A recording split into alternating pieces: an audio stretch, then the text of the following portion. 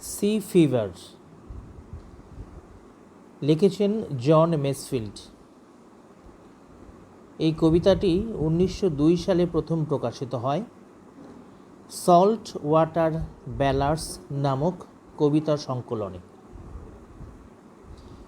এটি একটি লিরিক কবিতা।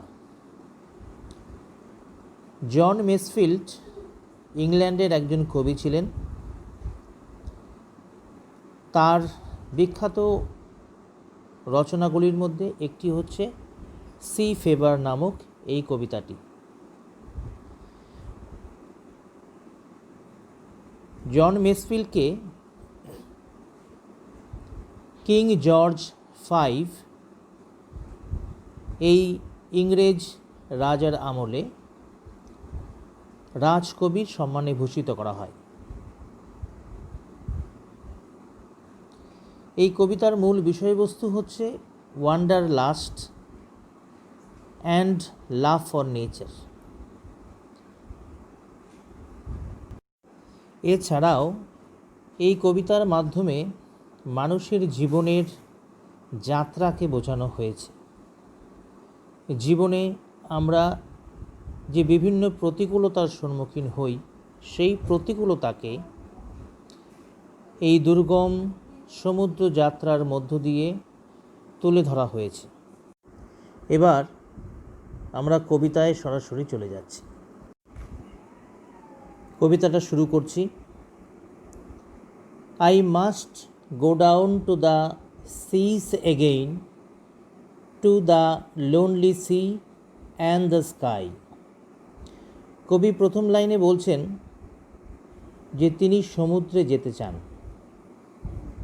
যে সমুদ্র নিঃসঙ্গ এবং সেই সমুদ্রের উপরে যে আকাশ রয়েছে সেই আকাশও নিঃসঙ্গ।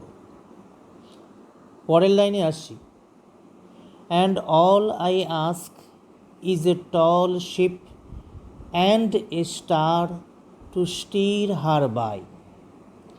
এই সমুদ্র যাত্রার জন্য কবি কি চাইছেন? তিনি চাইছেন একটি বিরাট জাহাজ বা দীর্ঘ জাহাজ এবং সেই জাহাজকে পথ দেখানোর জন্য আকাশে তারাদের উপস্থিতি। স্টির কথাটার অর্থ হচ্ছে পথ দেখিয়ে নিয়ে যাওয়া। টু স্টির হার, হার এই পার্সোনাল প্রোনাউনটা দিয়ে বোঝানো হচ্ছে শিবকে, অর্থাৎ এই বাক্যের মাধ্যমে জাহাজকে একটি মানুষের সঙ্গে তুলনা করা হয়েছে। তৃতীয় লাইন পড়ছি। And the wheels kick and the wind song and the white sails shaking. অর্থাৎ কবি আরও চাইছেন কি? তিনি চাইছেন হুইলস কিক। হুইলস কিক কথাটার কি অর্থ? হুইল বলতে জাহাজকে চালনা করার যে স্টিয়ারিং তাকে বোঝানো হচ্ছে। হুইলস কিক কথাটার মাধ্যমে বোঝানো হচ্ছে যে জাহাজকে নিয়ন্ত্রণ করা যাচ্ছে না এমন পরিস্থিতি। অর্থাৎ হুইলস কিক কথাটার মধ্যে অশান্ত সমুদ্রের কথা তুলে ধরা হচ্ছে। আক্ষরিক অর্থে হুইলের অর্থ হেলম। এইখানে আমরা যে ছবিটা দেখছি সেই ছবিটা একটি হেলমের ছবি, যাকে এখানে হুইল বলা হয়েছে। জাহাজ চালনার ক্ষেত্রে এই ডিভাইসটির সাংঘাতিক গুরুত্ব রয়েছে। উইন্ডস সং বলতে জোরে জোরে বয়ে চলা বাতাসের শব্দকে বোঝানো হয়েছে, অর্থাৎ sound produce by the blowing wind. সেই সঙ্গে কবি চাইছেন হোয়াইট সেলস শেকিং। এই যে জোরে বাতাস বইছে সেই বাতাসে এই জাহাজের যে সাদা রঙের সেইল রয়েছে, যে পাল রয়েছে, সেই পাল পথ পথ করে উড়ছে, অর্থাৎ কাঁপছে। তাই বলা হয়েছে হোয়াইট সেইলস শেকিং। অর্থাৎ এই প্রথম 3টা লাইনে কবি বলতে চাইছেন যে তিনি সমুদ্রে যেতে চান ভীষণ রকমভাবে। তিনি যেতে চান নিঃসঙ্গ সমুদ্রে, যেই নিঃসঙ্গ সমুদ্রের উপরে আকাশও নিঃসঙ্গ। সমুদ্রে যাত্রার জন্য তিনি কেবল চাইছেন একটি জাহাজ, আর চাইছেন আকাশে তারাদের উপস্থিতি, যেই তারারা তার জাহাজকে পথ দেখিয়ে নিয়ে যাবে। এছাড়াও তিনি চাইছেন হুইলস কিক, উইন্ড সং এবং হোয়াইট সেইলস শেকিং, অর্থাৎ জোরে বাতাস বইবে, সেই বাতাসের শব্দ তিনি শুনতে চাইছেন। সেই বাতাস সমুদ্রকে অশান্ত করে তুলবে এবং সেই অশান্ত সমুদ্রে তার জাহাজ নিয়ন্ত্রণের বাইরে চলে যেতে চাইবে। সেই সঙ্গে দ্রুত বয়ে চলা বাতাসে তার পালের শব্দ, তার পালের কম্পনও তিনি শুনতে চাইছেন। 4th লাইনে তিনি বলছেন, and a grey mist on the sea's face and a grey dawn breaking.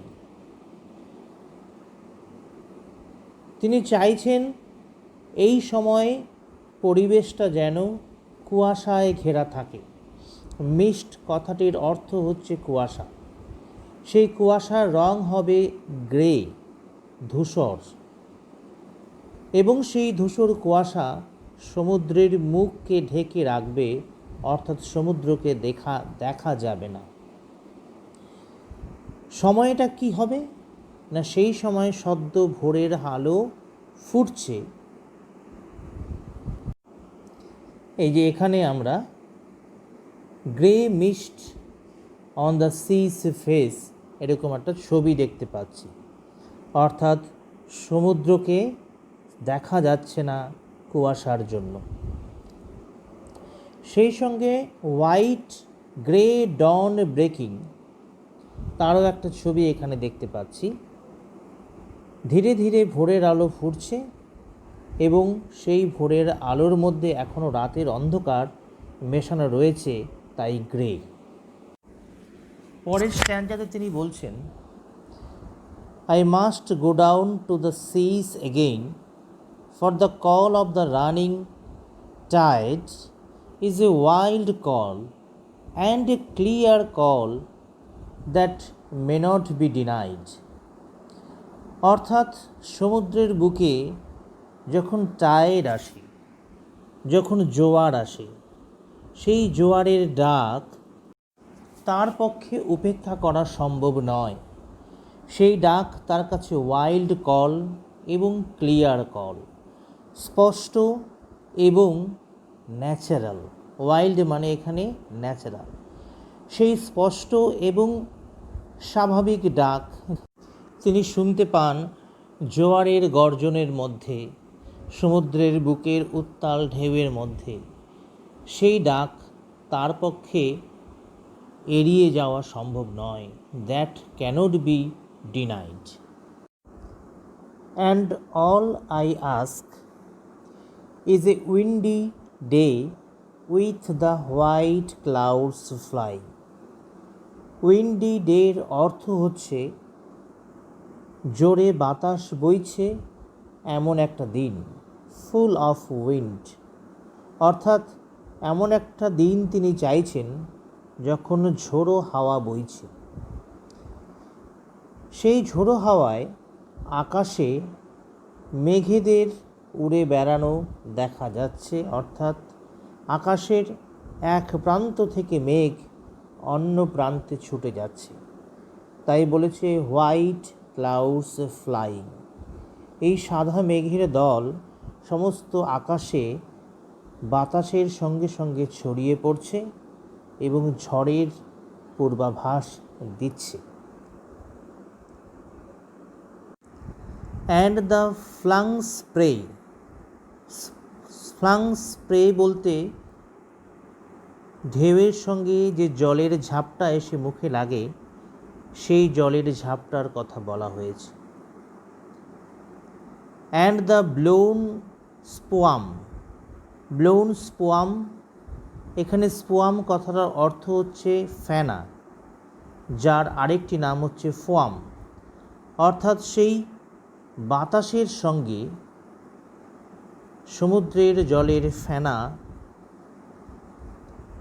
ভেসে বেড়াচ্ছে, তাই বলছে blown spume. And the sea gulls cry, seagull এক ধরনের পাখি, তার ডাক। I must go down to the sea again, to the vagrant gypsy life. Gypsy হচ্ছে যাযাবর জাত, অর্থাৎ কবি সমুদ্রে যাযাবর জাতির মতো জীবনযাপন করতে চান। তিনি পৃথিবীর এক সমুদ্রের উপকূল থেকে অন্য উপকূলে অস্থায়ীভাবে ঘুরতে চান।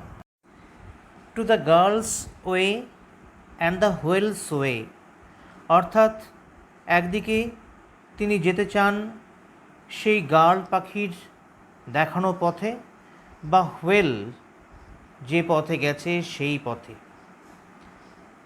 অর্থাৎ সমুদ্র পথে তিনি এগিয়ে যেতে চান সেখানে where the wind's like a whetted knife, অর্থাৎ যেখানে বাতাস এতটাই ঠান্ডা যেন তীক্ষ্ণ ছুরির মতো তার ধার। ওয়েটেড নাইফ বলতে শান দেওয়া ছুরিকে বলা। And all I ask is a merry yarn, merry মানে আনন্দের, ইয়ার্ন মানে গল্প, ফ্রম এ লাফিং ফেলো রোভার। ফেলো রোভার কথাটার অর্থ হচ্ছে a mariner who is a friend, অর্থাৎ যাত্রা শেষে তিনি তার বন্ধুর কাছে একটা মিষ্টি গল্প শুনতে চান। শেষে তিনি বলছেন and quiet sleep and a sweet dream when the long tricks over, অর্থাৎ যাত্রার শেষে তিনি যখন বাড়ি পৌঁছে যাবেন, তার গন্তব্যে পৌঁছে যাবেন, তিনি নিশ্চিন্তে বিশ্রাম নিতে চান, সেই বিশ্রামে তিনি স্বপ্ন দেখতে চান। এইভাবে এই কবিতাটা শেষ হচ্ছে। এই কবিতার মধ্য দিয়ে একদিক থেকে কবি সমুদ্রের প্রতি তার তীব্র আকর্ষণ, তার ওয়ান্ডার লাস্ট, তার ভ্রমণ পিপাসা এবং সেই সঙ্গে প্রকৃতির প্রতি তার ভালোবাসা তিনি তুলে ধরেছেন। অন্যদিক দিয়ে তিনি বোঝাতে চাইছেন যে জীবন অত্যন্ত কষ্টকর একটি যাত্রা, যার শেষে একমাত্র আমরা বিশ্রাম আশা করতে পারি। এই হচ্ছে আজকের কবিতা। তোমরা পড়ো, তারপর আমাকে জানাও।